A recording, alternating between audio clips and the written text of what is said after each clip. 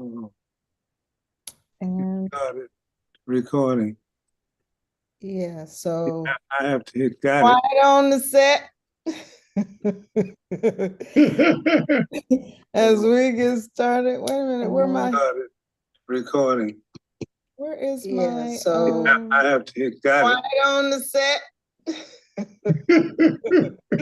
Okay, wait a minute. Oh, you did it again. Started. Wait a minute, where my Got it. It's recording. where is yeah, my so I have to hit got quiet on the set? Uh-oh. it again. Okay, wait a minute, guys. We're starting a new system and it's giving a whole bunch of feedback. So I'm not sure what is going on here on YouTube. So we're gonna trust that it's not gonna be with a whole bunch of feedback, and we're gonna go right now. All right.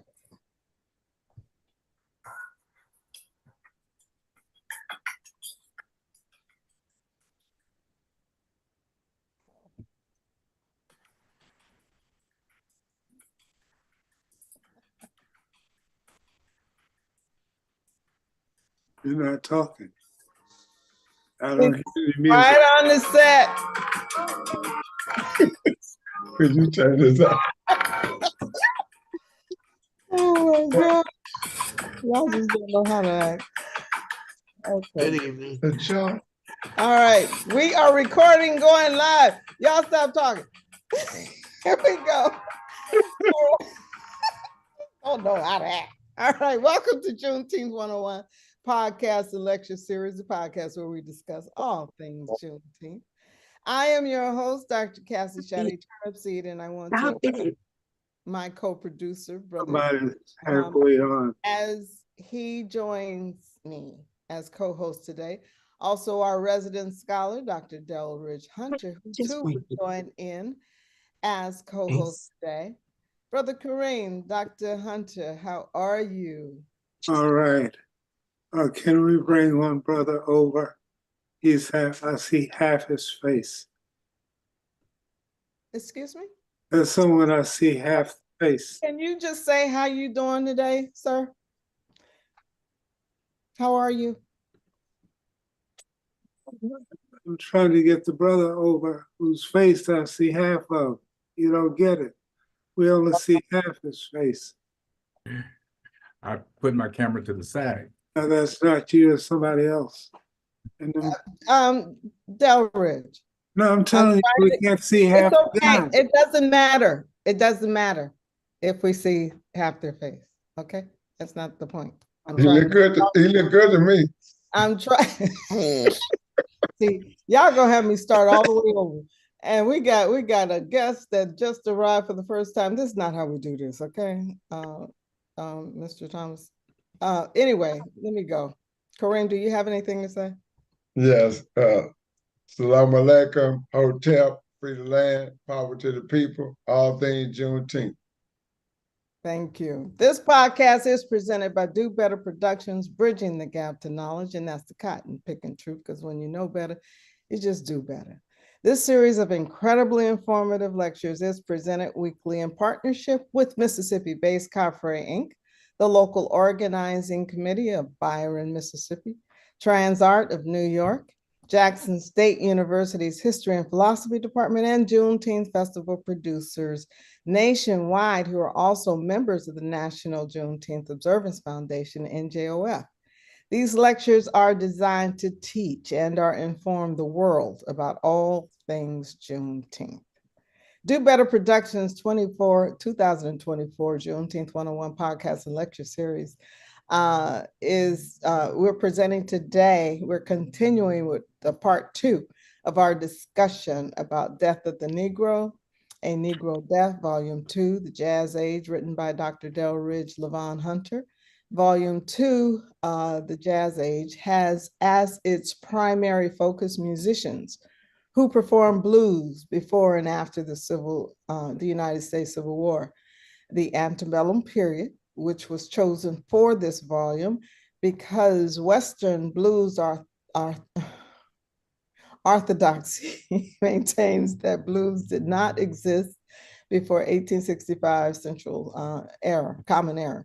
And that is a direct outgrowth of blending spirituals and possibly work songs that was just about the time of the 19th century is moving into the 20th century. This origin story is with our foundation. We will also discuss from our brother, Kareem Muhammad, we're gonna get a report on an update on Savior's Day and what the report is from the Minister Louis, the Honorable Minister Louis Farrakhan. So this is all things Juneteenth, y'all, so let's go. So who wants to get started first? Maybe we should just get the update first from Kareem, and then we will just hopefully segue into the discussion of Death of the Negro.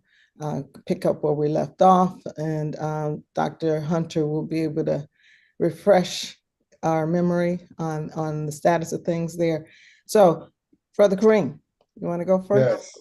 Yes, wonderful. Thank you once again, Dr. Sade, and our viewing audience, and welcome once again to another series of our podcast 101 Juneteenth award-winning podcast. Definitely.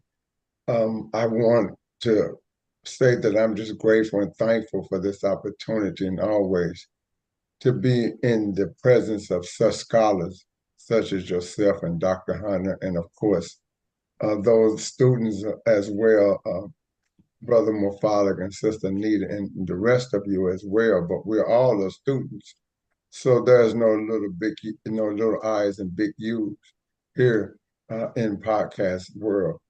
But I definitely would thank you for allowing me this opportunity.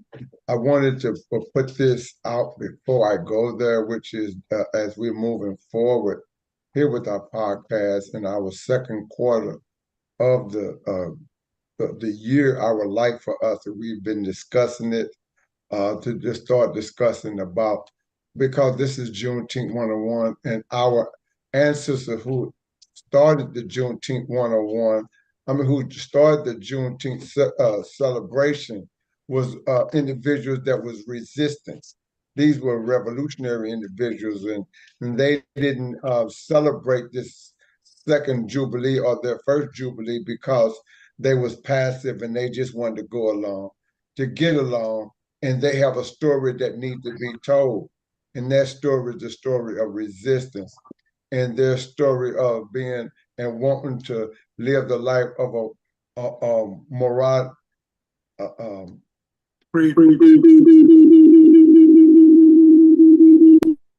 moranage. And so we definitely want to start going into that and dealing with the resistance part, and their role, and what role did they play during the time of captivity that we had here in chattel captivity. So I definitely want to put that out there. And that segues right into, we just got back the Nation of Islam from our Savior's Day convention, which was hosted this year in February 24th, 25th, and 23rd, 24th, and 25th in Detroit, Michigan, the historical city that the Nation of Islam was founded in 1930 by Master Fard Muhammad, who he met and raised up the Most Honorable Elijah Muhammad. So it's always an honor to go back to that city where it all began in Black Bottom, Detroit. And so we definitely was there, where we was over close to 10,000 of us came out to hear once again our illustrious leader and teacher and guide, the Honorable Minister Farrakhan, and what he had to say. Everybody was listening and wanted to hear from the Honorable Minister Farrakhan about the Palestinian situation. And the minister is a spiritually man, and he does not just speak because we want to hear him speak. He don't speak because he knows that individuals want him to come out and his cameras waiting, but he's a man of God, and so he allows God to speak and tell him when to. And oh my God, was he full that day. And I'm just hoping that many of you, as we get ready to go into this, I had opportunity to view the lecture that he did on February 25th. And many of you that did not, I just advise you and suggest that you take the time to view it. This man is 90 years of age, and he spoke for over 3 hours strong. He came out walking, came out standing, and he stood for over an hour delivering his lecture that he had. Then all praises be to God that the staff that was with him had a chair that allowed him to sit down and finished it up. And his the topic was basically the Palestinian, what the messenger, the Messiah, and the Mahdi has to say about that. And so he came out starting talking about Netanyahu and how that he had that vision, that Almighty God had gave him a vision of Netanyahu and his little cabinet, and how they were planning their plan of what they want to do with with Palestine in that area. And so his first statement, what he first talked to us about was that Hamas is an organization that, if many of us might not know, but Israel financed them. Israel backed them. That was the organization that Israel backed to try to destroy the PLA, Arafat, and his organization at that time. And so that was part of an organization that they financed, but they became an organization that wanted to be independent. But again, the minister talked about how Netanyahu and them, they knew that Hamas and them, and what they were planning to do on October the 7th, and they allowed it to happen. Now, that's not necessarily to say that they understood the depth of what was going to happen, but they knew that it was going to happen, and they allowed it to happen because they understood or believed that that would give them the opportunity to have an excuse to go into the Gaza Strip, to go into the South Bank, and be able to do what they're doing, which is cleansing it. Because as he said to us, is that Netanyahu's vision is to annex that area over there, that the Arabs over there is to take control of the Sudan, Jordan, all of that, and turn it into Israel state, where they can take control of all the minerals and the resources that's over there. And so this would have been an opportunity for them to do that. And it makes a lot of sense if we really think about it, because you're talking about Israel has some of the largest stockpile of nuclear weapons. Israel, it has the most secure country of any other country in this world right now, when you're talking about how they control and security-wise. They have over, I'm talking about, I think the United States helped finance what they call this dome, this iron dome, that's supposed to prevent weapons from coming into that. But that day on October the 7th, all of that was breached. And you have to ask the question, how? How was a fortified fort like Israel has over there, where they have walls and weaponry, so that if a cat, as the minister say, climb up on the wall, automatic weapons come out, drones come out of everywhere, balloons come down. So how was Hamas able to break over 20 different areas that they was able to get inside of the Garden Heights over in that area?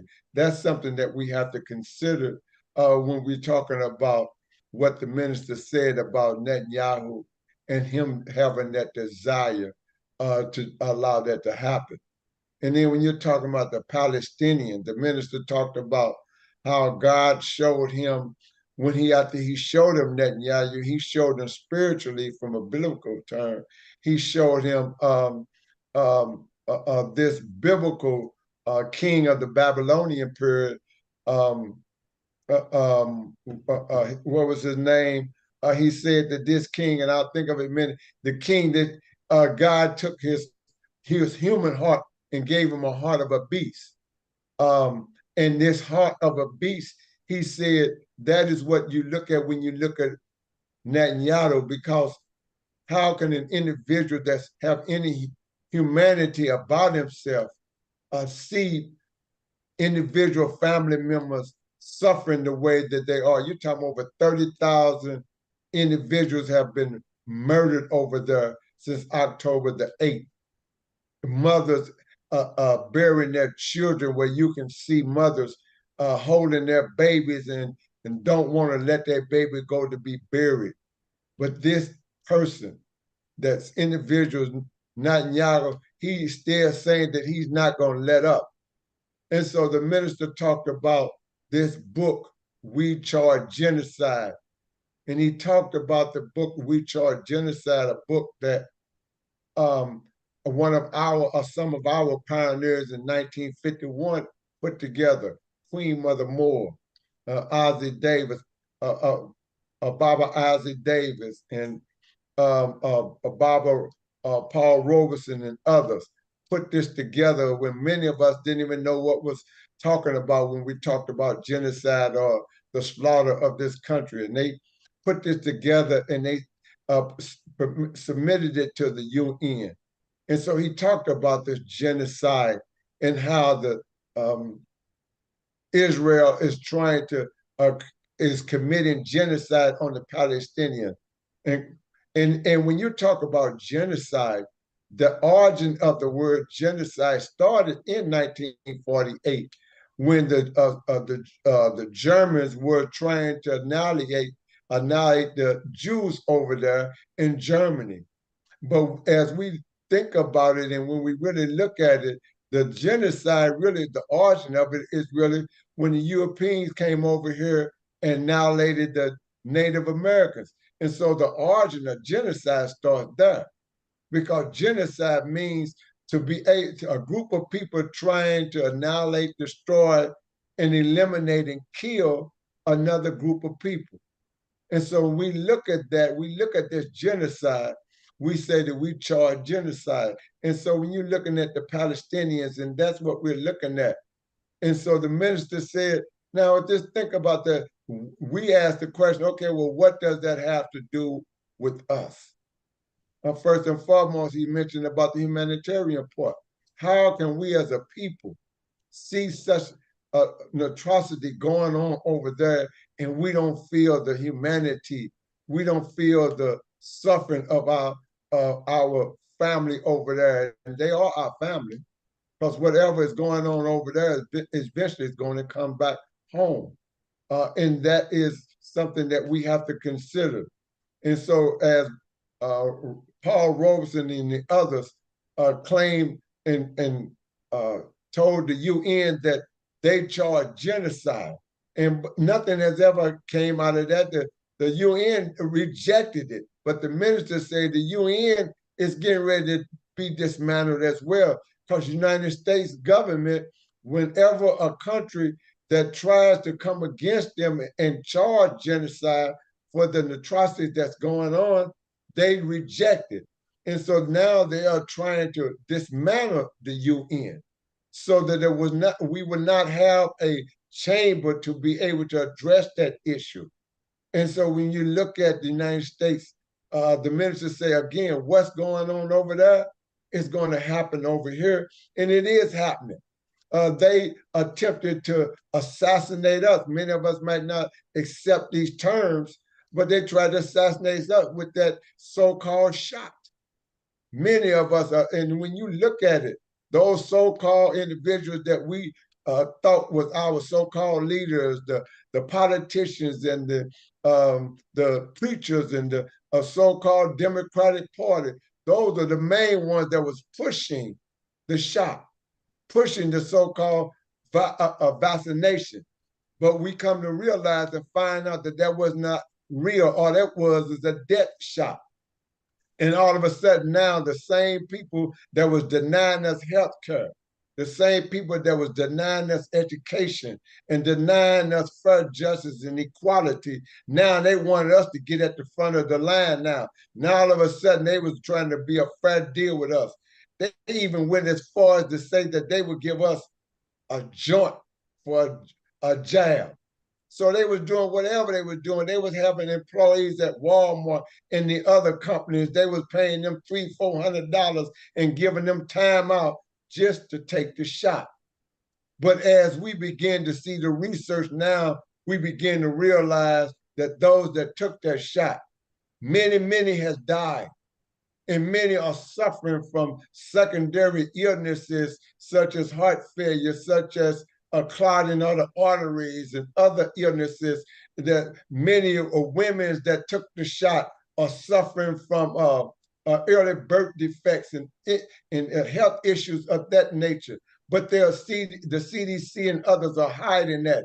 So just as the minister said, what we see over there is happening over here. But many of us, we don't believe that. We don't believe that the Honorable Mr. Farrakhan has been given to us as a man of God. We look at him as being just another Black leader. But when we look at what he has been telling us, he was the main one, the only one in 2020 and 21 that stood before this whole country and defied this whole country and told all of us, don't take that shot. And he explained to us why we shouldn't take the shot and what would happen. And now all of a sudden, CDC and others are saying that the shot was something that was detrimental to our health. Many of our elder people died because of that. And so we got to understand that what is going on in Palestine, what is going on in other countries. We look at Haiti. Oh, I love to speak about this, sister, just briefly.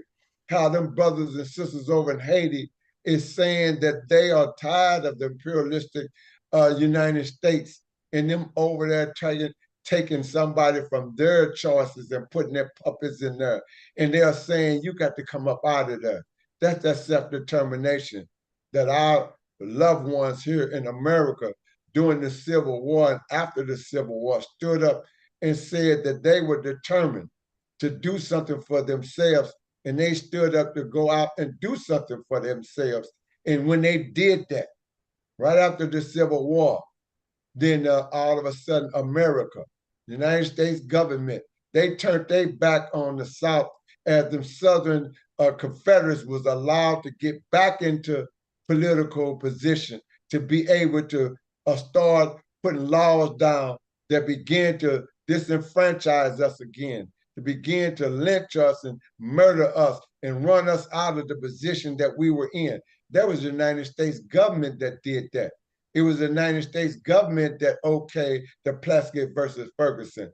But these are the same individuals that we feel that if we just go along to get along with them, that we'll be all right. And lastly, before I close, he spoke to the Arab world as a whole.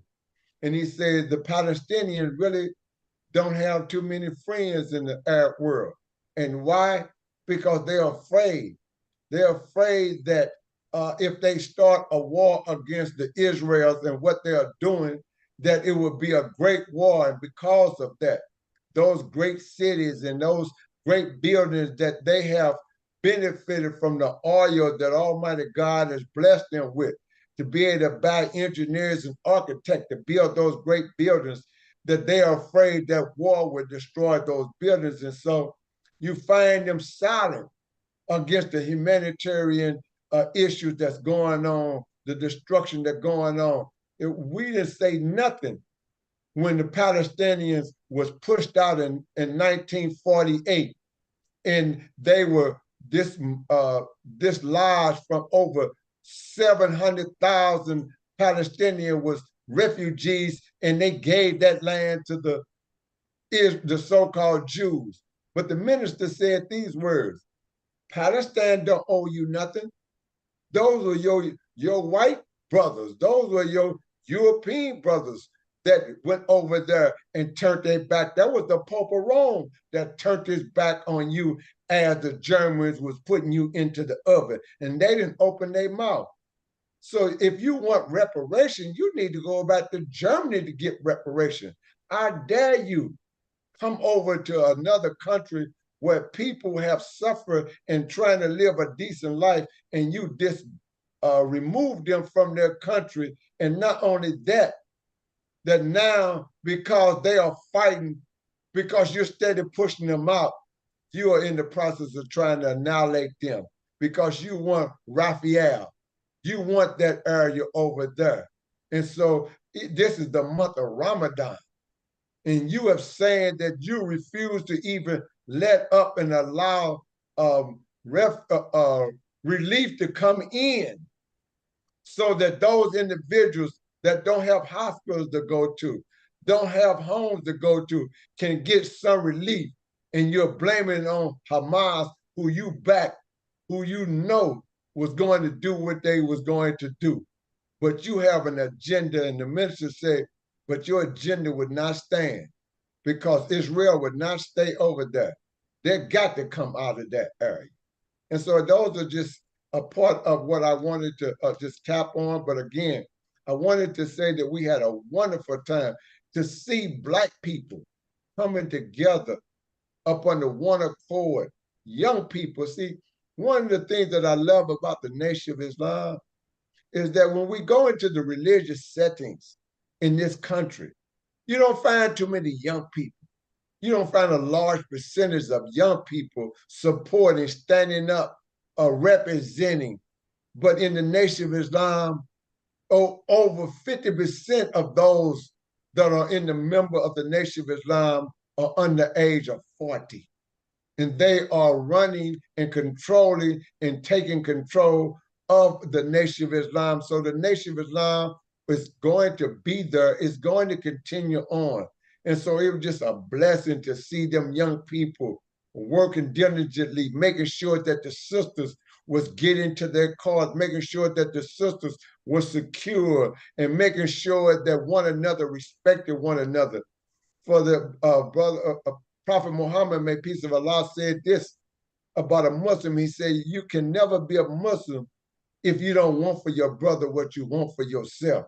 And so how can the Arab world see what's going on in Palestine to their own family member and don't stand up and say nothing because they are afraid that they might lose material things? So again, thank you, thank you, thank you. Yeah, Ubuntu, the spirit of Ubuntu. The spirit of Ubuntu.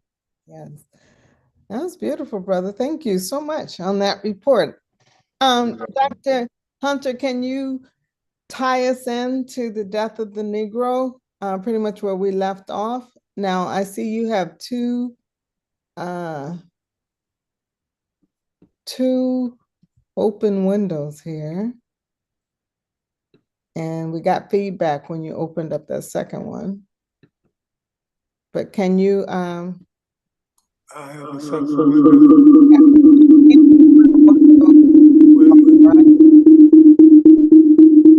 That's where that was coming can from. just remove you. All right, there you go.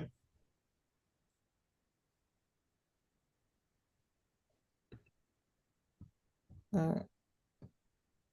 Which one you want? It's still on mute though. Yeah. Can't unmute him. While he's being unmuted, definitely, we just have to definitely give honor to the Honorable Minister Farrakhan to be, because we don't hear no one standing up, speaking on the humanitarian issues that's going on in Palestine the way he is. We have to give him honor to that. And then to have people in the Nation of Islam that supports and back him. But how many of us are going to do the same thing as he said, that how can we see a dog suffering and we have humanitarian concern for the dog, or if we see a horse suffering and we have humanitarian for the horse suffering, but we see our people over in Palestine suffering like that and we act like it has no effect on us. Sure. especially the dog thing, you know, and I'm a dog mother, but Yeah, we have more empathy, more compassion for suffering animals than we do for human, yes, African people, mainly, yes, humans overall. yes, yes. Well, Some it of should, us, not us. it But should be Dr. Hunter, go ahead. currency. All of the dastardly things that are being done across the world usually started in what became the United States of America, and I then say, what they did. I say, The Germans got what they got from the so-called Jim Crow laws in the South. So what Hitler did was to copy and form it around the issues of Germany and Austria, the things that they were doing to us. Any nation you want to find, Haiti was deliberately not given any aid when it won its independence because they wanted it to die a that's natural. right.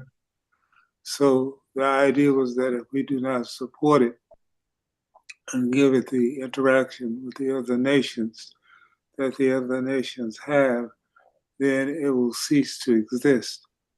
And the reason that they wanted it to cease to exist because they realized it was a blueprint for African Americans here who were thinking about the same thing. That's why the Shona rebellion caused them to start buying guns. They consciously started buying weapons after that rebellion. It's in print. They said they would have to protect themselves against us, so therefore they needed to own the weapons. And by the way, the Constitution says for protection of a militia. We have the Army, the Navy, the Air Force, the Marine Corps, the National Guard, and the Coast Guard. We don't need to have 400 million guns to protect the United States from anybody else except itself. We have the 400 million guns because every time, remember, it's sort of a digression. In New York, No, sir. in New York State alone, there were 100 rebellions in 1700 in the 1700s. 100. How about 1712? By now, all of the rebellions were never discussed because That's right. discussed it, people would start to get word that they're being successful and it would get bigger. But the idea was, even though they did everything to dissuade us from fighting for freedom, there was never a time which we were not migrating. So the truth is told when you see that they created what is now the state trooper. That's the outgrowth of that, the state trooper. That was created simply because we were walking off of the land at night and going someplace else. That's right. We were doing it in large numbers. And the numbers were so large, they had to hire the poor whites who had no jobs, who had to pick cotton with us, who had no other way of making a living. They had to hire them as the protectors. So now they got making a living doing what they're doing. So they're definitely going to make sure that we don't leave. So now we have to find other ways of getting out of the particular location we are to migrate to where we want to on a more difficult basis. But we still kept doing it. In the meantime, when we finally won our, I call it war of liberation. This was a war of liberation for the African population. This was not a declaration of independence. This was No, no, war. no, no. When we won the Civil War, remember, we had more regiments than is talked about. Now we talk about one nobody even knows was the South Carolina, which was the first in 1862. South Carolina had 2 regiments of 1,000. So that's never, and they did guerrilla warfare, by the way. guerrilla warfare is never discussed in American history. You never hear about those soldiers. You hear about the ones that fought in the North, but you don't hear about the ones that were down in Beaufort Island, because nobody wants to discuss how they were successful in doing what they did. They would escape people with them at night in the darkness. They could literally go down the stream between the, as I've said before, there are islands all the way from Florida to North Carolina, or from North Carolina to Florida. All of these sea islands. You talking the Maroons now, but Doc. No, I'm talking Gullah Geechee. No, he talking the Maroons though. Oh no, we got that. Let them finish. And come to South Carolina, and the way you know about it is the same guy who collected all the music, first music collection done by, said, Colonel Higgins. He kept a masterful record of what went on during that period, and that record is in my first volume, Death of the Negro. I have this complete record of what Colonel Higginson recorded about what happened during that time. In volume 2, I have the complete record of the mob of New Orleans that created the guy I call Sonny Boy Williamson. I wrote this poem on Sonny Boy Williamson, only to read after I wrote it that there was this guy who did exactly what I said in the poem. He fought, he became, quote, a desperado. Now, when you become a desperado, you have been elevated to the highest form of opposition that Europeans can move you to. That means they had no way of conquering him. So this second volume deals with the fact that we, with all of the opposition that is openly being acted against us, we are creating culture. We create culture in spite of what happens. The most vocal form of culture we create is song, is in song. And in song, it permits us the freedom to keep it alive. All of the sculpture we created, and I always said, I know we did because we were great sculptors. We don't have any of that. I know it's around, and I know it's in the houses of these old Southern plantation owners who will never show it because they don't want us to know that it's there. But aside from that, what we did was that the music we created, you can tell that it's codified because the songs that they're singing in Tennessee, they're singing in Georgia. The songs they're singing in Georgia, they're singing in South Carolina. Now, how can you do that unless there is a communication network that allows the people to hear the song as far away as Kentucky and as far away as New York that they're singing in South Carolina? If there is no communication between the people that we can actively engage in, there would be no way of doing that. So what I did was I used song to dictate to me how we were communicating to each other, because it was through song that we communicated where we were going, what we were doing, and what our opposition was. The mistake was that later people call these Negro spirituals. These were no Negro spirituals. These were freedom songs where everybody is talking about what's going to happen. So if somebody is leaving the plantation or the farm that evening, they would have a town, they would have a hall meeting, and they would go out in the country, and they would take the big bucket. Yeah, the big thing that you wash clothes and turn it on its head. I've talked about that. Turn it on its head, put stacks of wood around it, and keep the sound in, so the singing wouldn't spread far out, so it could be heard. Remember, these are groups of large numbers of people who are singing and stomping their feet. Mm, That kind of thing can be heard for long distances. mhm. If you put something down to it. Now, can you imagine somebody knows how to invent a Mhm. vehicle to Mhm. allow the sound not to be transported? We're not told that, so we don't realize that. To me is ingenious. That, So it was absorbed into the ground yeah, and it was Yes. absorbed by having the I don't know, I can't remember what it's called because we the- had one. But those it's a big tub. tubs, It's a those big tub, tubs, yeah. but it's a heavy tub. Uh-huh. Because it's made out of steel. Remember, we are the Smiths. The blacksmiths are called blacksmiths because we are the Smiths. We're Mm-hmm. the first Smiths. Mm-hmm. That's why it's blacksmith. Mm-hmm. So we make these things so people are engaging in ring shout and singing praise to the Lord, but they're singing freedom songs.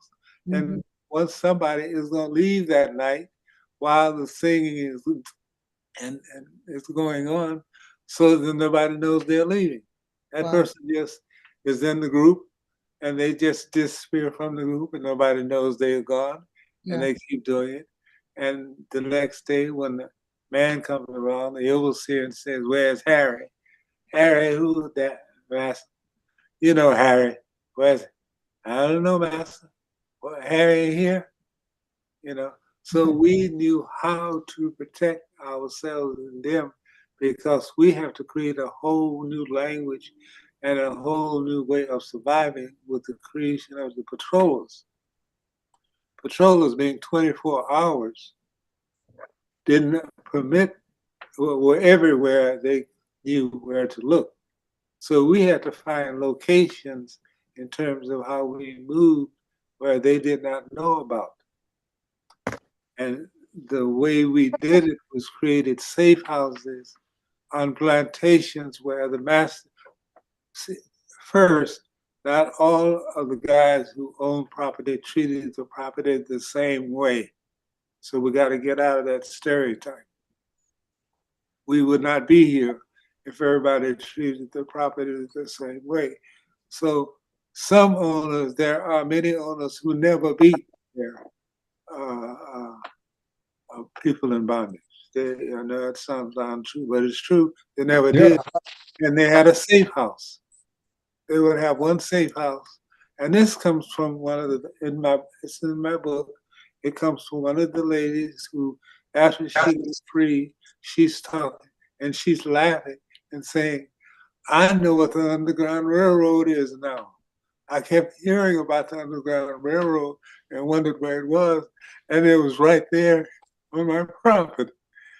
We had this house that people would come to, a light would be on, they would stay there one night and they'd be gone. And I didn't understand why they left or how they got there. I didn't know we were conducting the Underground Railroad. So this is how we moved through where we did. And so this particular volume is what we read was introduction to let you know that these discussions are the ones that will be held in each chapter, because chapter by chapter we're going to tell rule by rule how people moved, how they did, what they did when they did, and how they overthrew the whole notion of a Negro being a real invention. Hmm.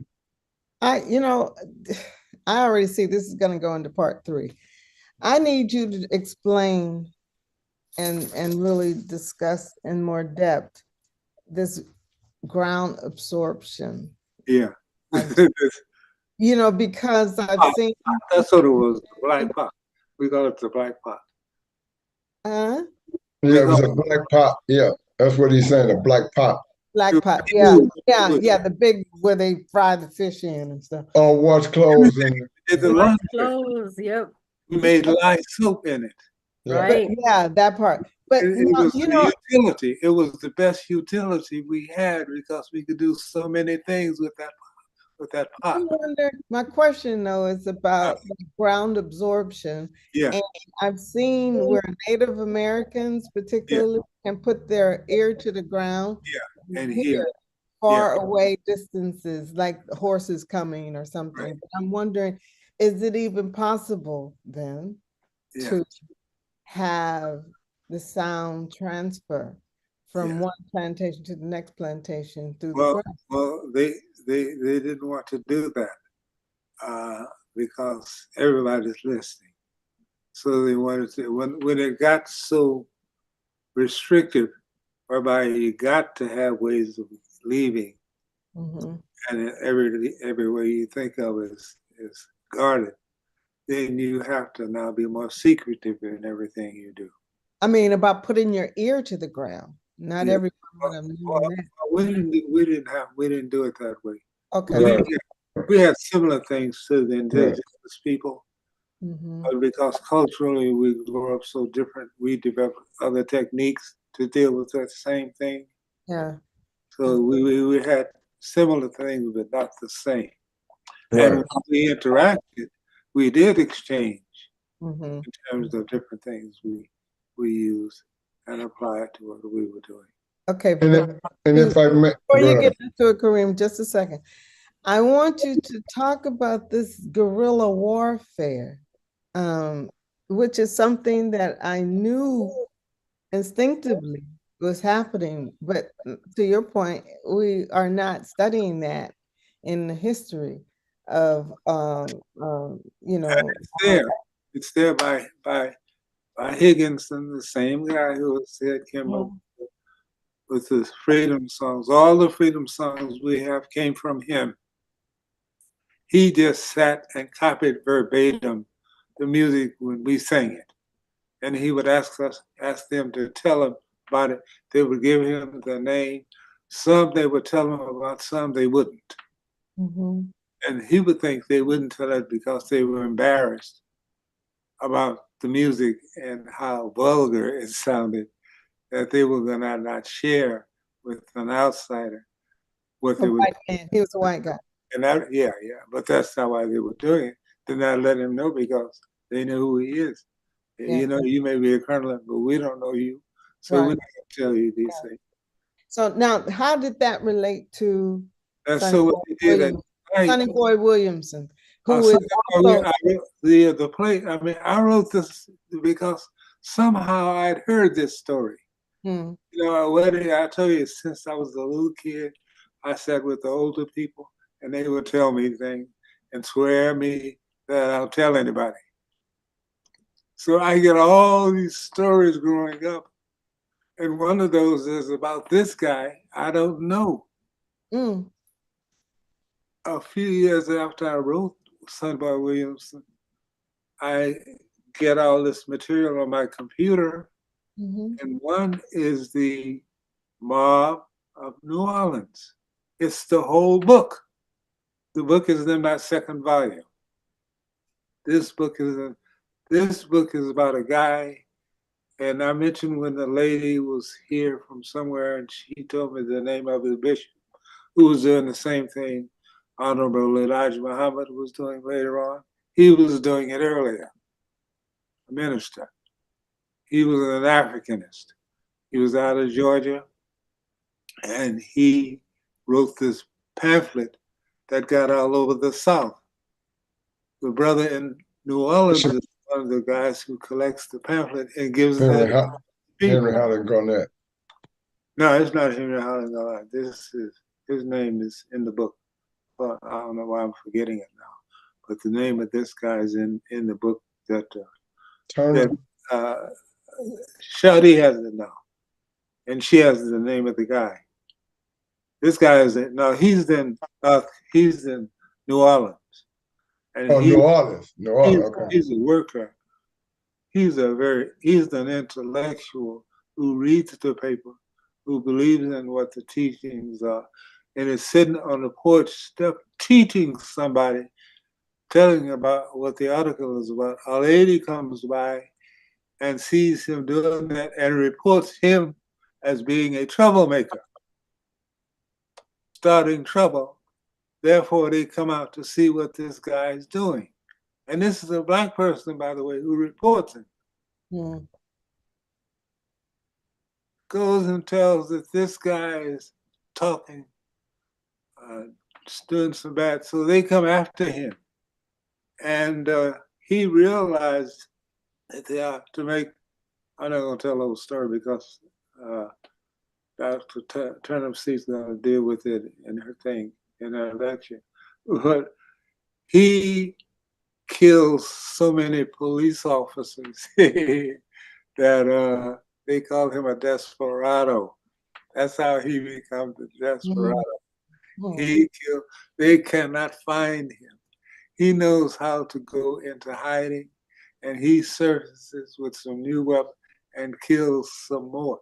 He kills so many, they're now killing us, just at random.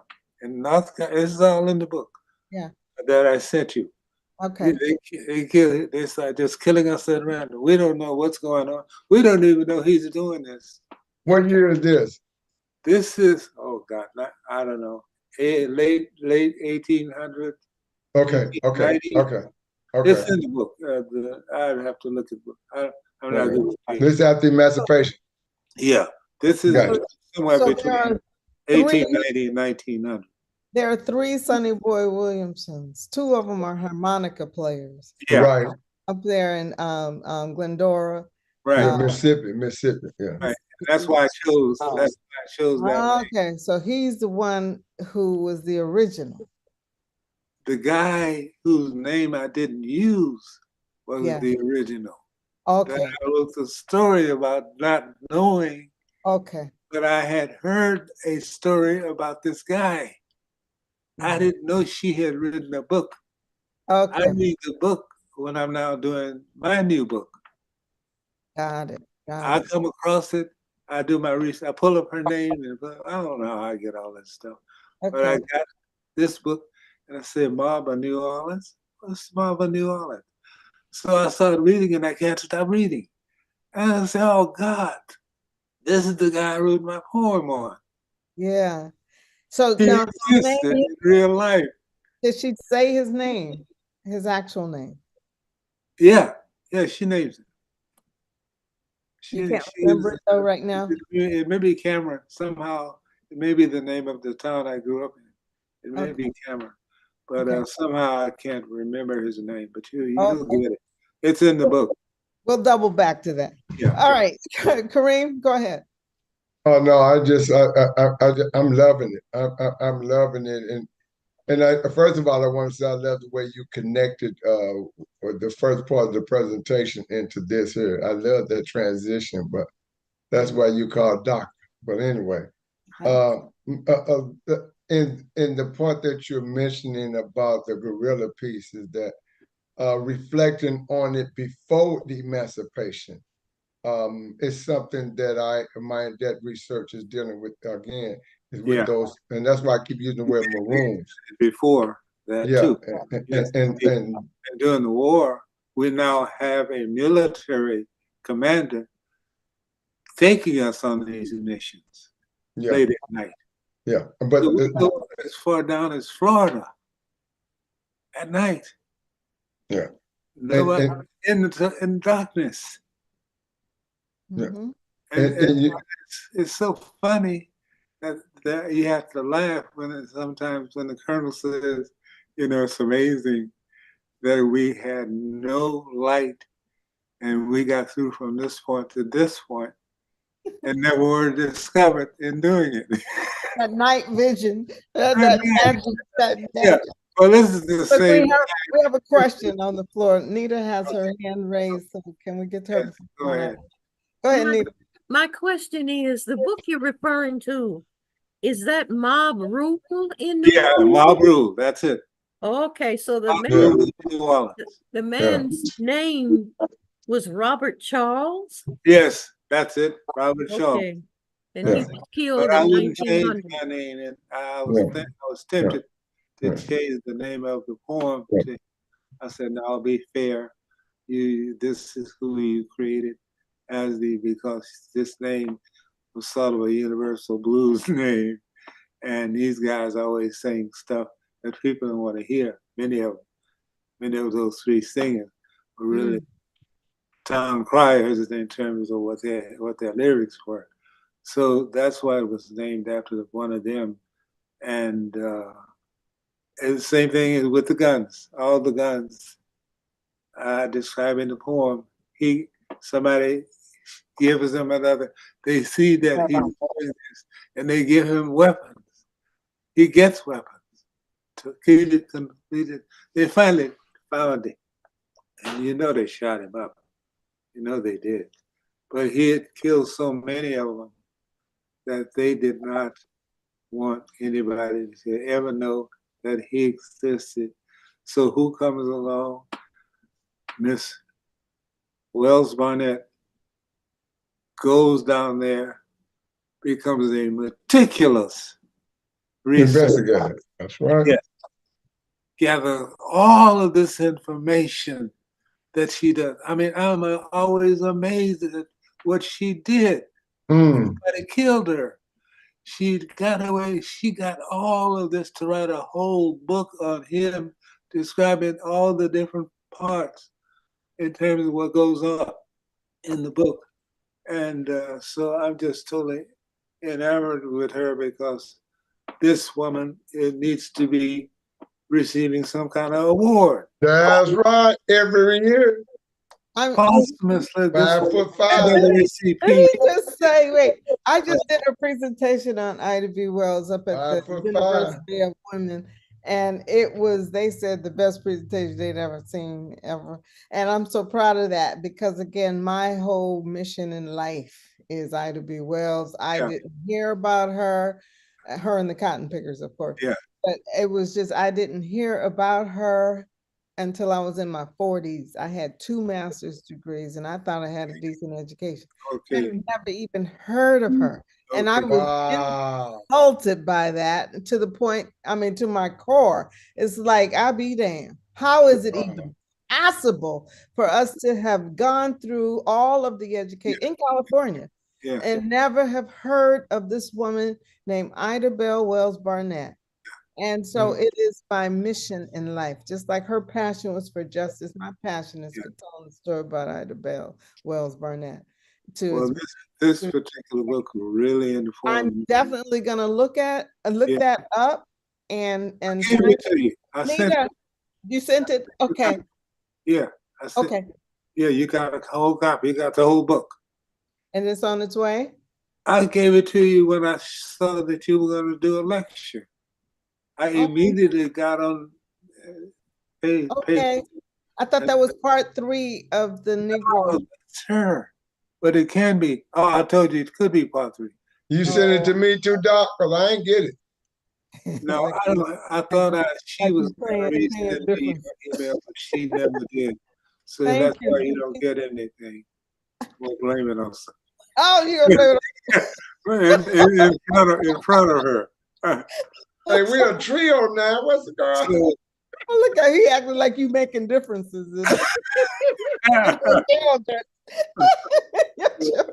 in your understudies. See, all of Nita, could you put it? First, You have that link? Can you put it in the chat so everybody can get it right now, Nita, if you have it? What I have, I just know the title of the book. Okay. Oh, well, I got the whole book. And You got the Maru? A copy of the book. Mob Rule in New Orleans by Ida B. Wells Barnett. Right. Yeah. And Yeah. you know what to draw. I state everything it states. You may use this particular book any way you choose, blah, blah, blah. I give all that so everybody knows I didn't steal this. I'm not claiming ownership of this. This is where it came from, but I'm putting it in my book so you can read it. Wow. Everybody needs to read this story. Yeah. Okay. And and I talk about that mob rule with anyway, okay. And that's what it was. They became a mob just trying to find this one nigga. They can't find him nowhere. Wow. Everywhere the thing that really strikes me is how they like dehumanize him. Like Doctor was saying, how they characterized him as a thief and all this, stuff. Yeah. They tried to make him into everything he wasn't. He was just a brother who was into going back to Africa and who was teaching anybody who would listen. Yes. Anybody who would listen, he would talk to him. That's the kind of guy. I know them guys. But when you take away a person's humanity, it makes it easier for them to kill us. Yeah. And that is what same thing going on now today. Exactly. Yeah. And because they have control of the media, and they had control of the media back then, they had to do it a lot of times with Charles. But Charles is a little bit differently, but there was the same objective. But during the Civil War and before the Civil War, again, I want to reflect back on these brothers that refused to be slaves, refused to be in slavery, and that from the time that they came off this ship and was brought over here, they hit them swamps, they hit them woods and so forth. And their objective was to live in there. And they sometimes, in order to survive, they had to do guerrilla warfare. They had to come into the plantation and take what they wanted and go back out there. Okay. And white America had to, in order to get the governor and others to really go after them, they had to turn them into desperados. They had to make them bad individuals, the individuals that were, and them brothers that were just trying to survive. Okay. They wouldn't kill nobody. The average maroon never killed up. I'm going to stop you here. It was men and women. I'm not trying to deny that when I'm saying the majority of them was brother. I'm not trying to deny it was no sisters. I don't never try to. They were more deadly than the men. They were I don't know. I don't know about when we're talking about. Let them finish, Kareem. Let me tell you, they were so deadly. Even the plantation owner was afraid of her. Mm-hmm. They had these kind of people, and I know about them. I was told about them when I was a kid. Nobody messed with Betty. Mm-hmm. And nobody talk. No, hey, the police, when somebody call them on Miss Betty, police find another reason not to go out because they were there. I grew up around them women too. And yeah. But then you got to think about Jamaica. I'm talking about the Maroons, though. I'm talking about the Maroons. Wait a minute. They were not, the average one of them sisters did not do the guerrilla part of it, because when you're talking about, those warrior queens, excuse me, what about the sister in Jamaica? Her name is slipping just now. I had it on my tongue. Yeah, I was speaking about here in the South, the ones that lived in those woods out in those areas. I'm just saying that I'm not denying nothing about the sisters not being guerrillas. I'm just saying when them brothers went out to war, they had to go out. They was going out to bring a cow back.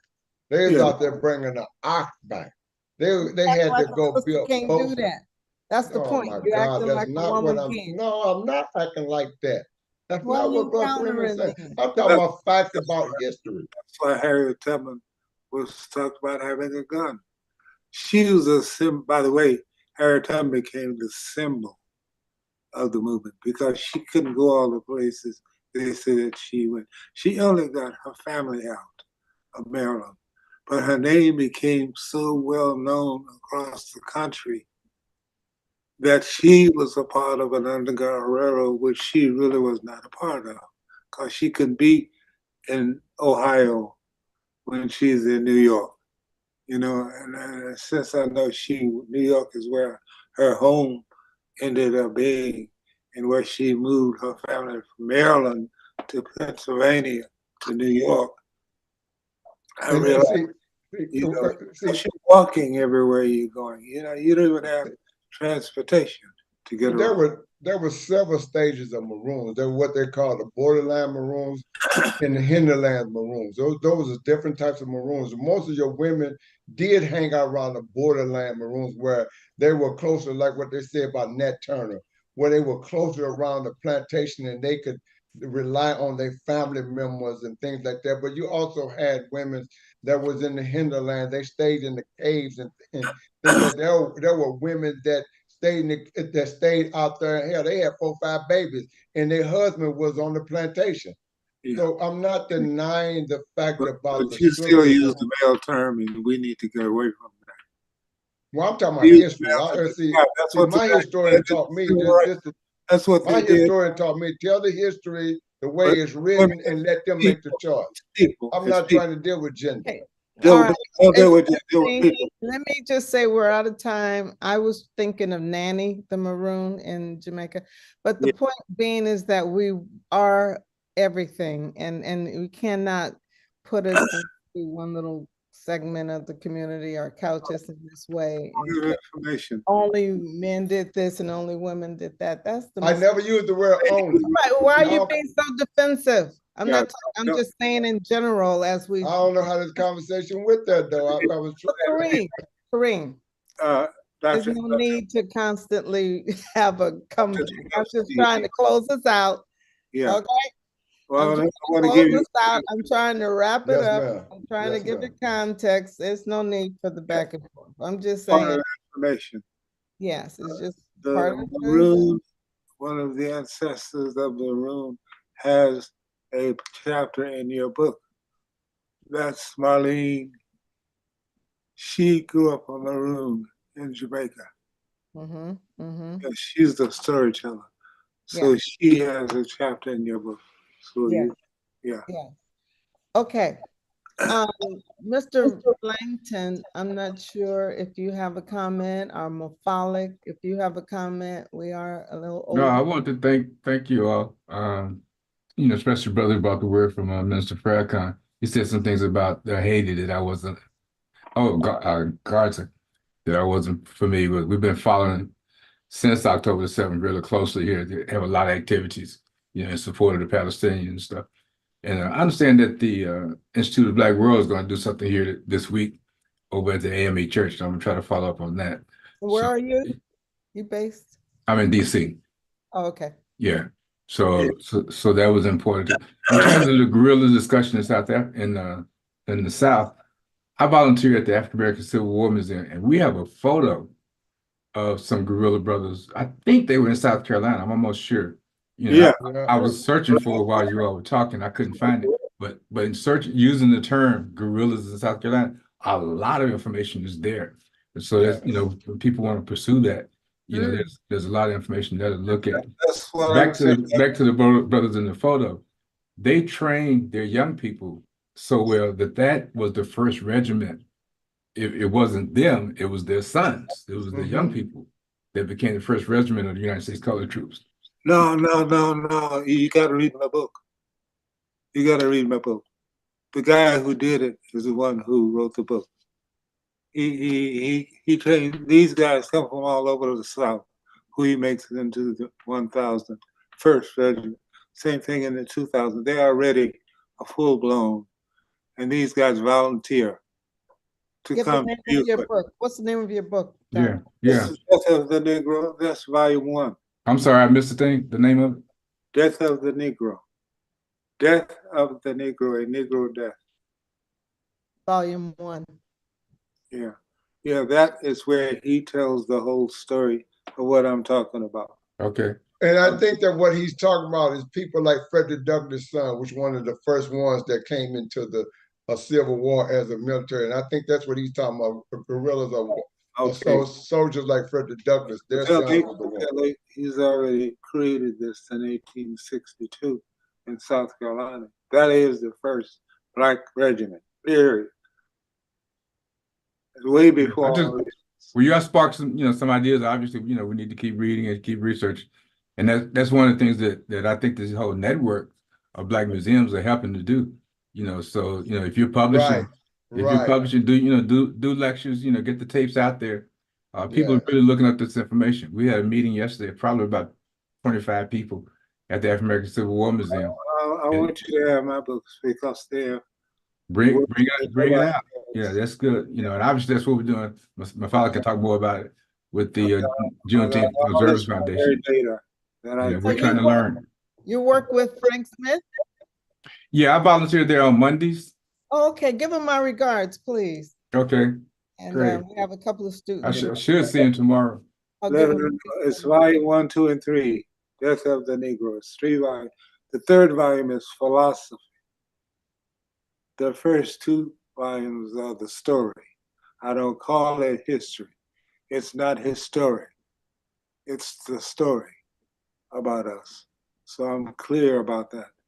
Okay. And the story is we did many more things than we learned that we did. There would be no country music without us. Jazz, all of it. Period. We're definitely learning. So. We created country. Come sing for us. Well, we did this damn singing on the weekend. They didn't do no damn singing.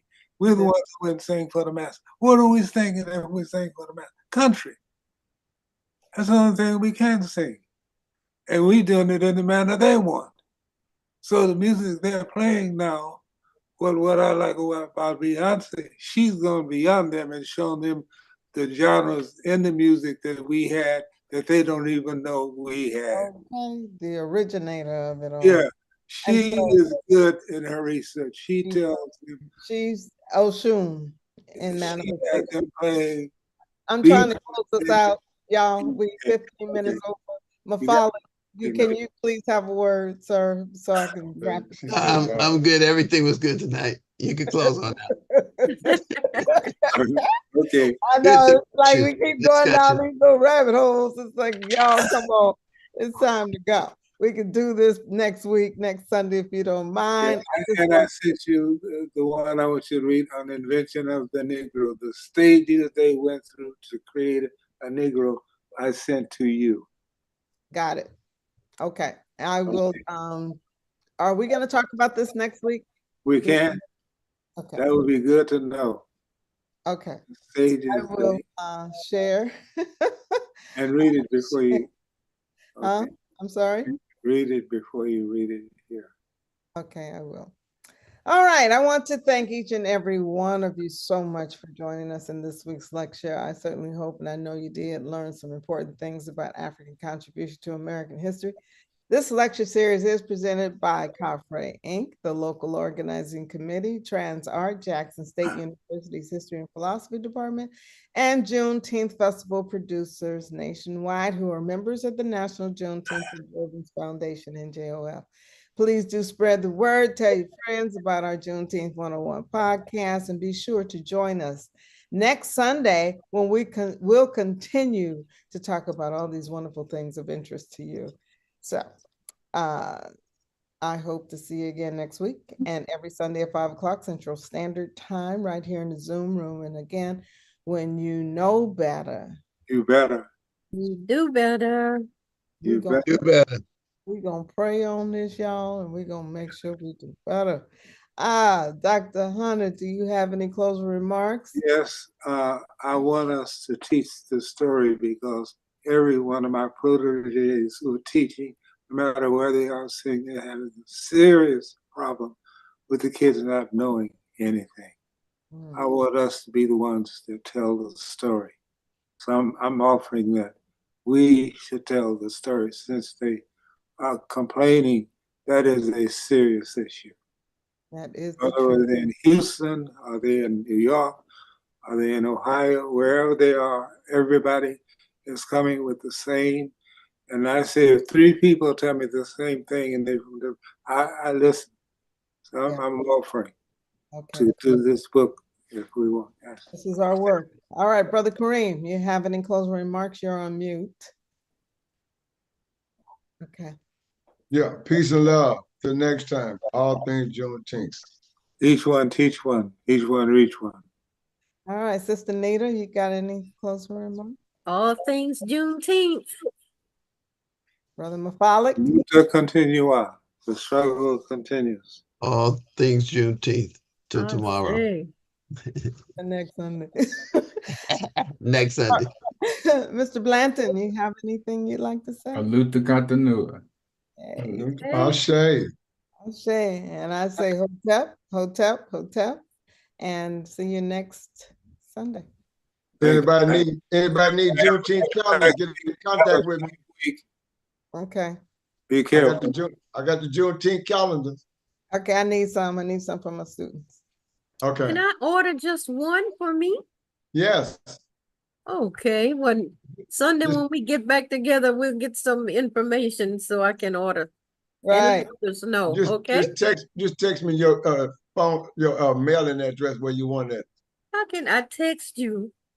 Well, if you put it in, 662-577-1258. Oh, brother, 662. Ooh. 577-1258. Oh, shucks, my pen wouldn't write, right? 662 577-1258. 577-1258. Brother Kareem. I got you. Thank you, sir. I will do that. Yeah. Sade, you can come out of the house, pick some up. you know, and I'm gonna be coming to Jackson tomorrow. I'll give you a call. All right. All right. All right, peace. Let's All right. see. Peace and love. All right. All right. I need some honey too. I know. You got You got honey? some honey? You got honey? You've No, got I don't have local none. honey? I Oh. normally do. I don't have none right now. Oh man. Yeah, it's too early, right? Yeah. Well, y'all gonna make me move back to Mississippi. Hey, come on I through. got to get to the country. So I want to keep bees. Oh, wow. I want to learn how anyway. I want to do that. That part. All right. Yeah. Okay,